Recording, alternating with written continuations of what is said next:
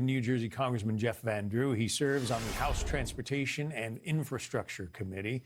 Congressman, I'm sure you have questions, especially about this midair over the Potomac.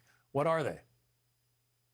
Well, first of all, let's say that, we're in communication with the National Transportation Safety Board and the FAA, but there's a lot to learn here, and we don't even know all the issues yet.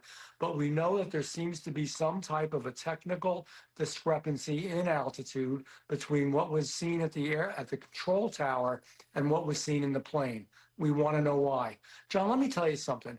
We should all be secure that we have the best technology, the best training, the best of everything when it comes to air traffic control. And we've done some good things in America, no doubt.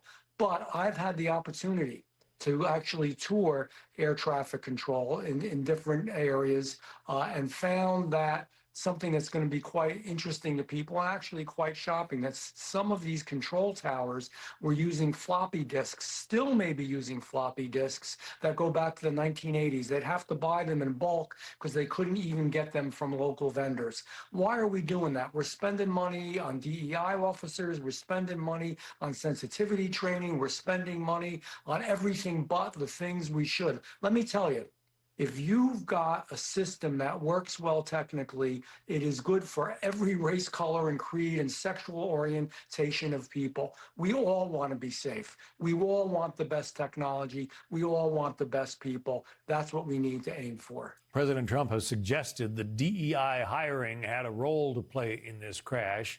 J.D. Vance, his vice president, illuminated on that a little bit in Maria Bartiromo's interview. Listen.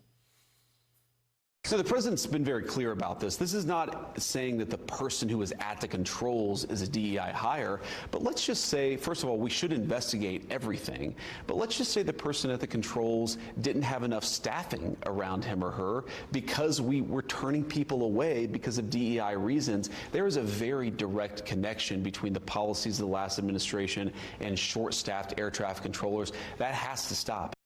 But Pete Buttigieg, the former transportation secretary, says they increased hiring of air traffic controllers during the Biden administration. How do you see it? Well, with a mandatory age of retirement at 55 and, post-COVID, there's been a shortage. There's no doubt about that. But they didn't actually focus on the right things. I heard more about DEI stuff. I heard more about sensitivity training, about what pronouns you're using and everything else other than the business at hand, which is keeping America safe. That's what we should be focused on.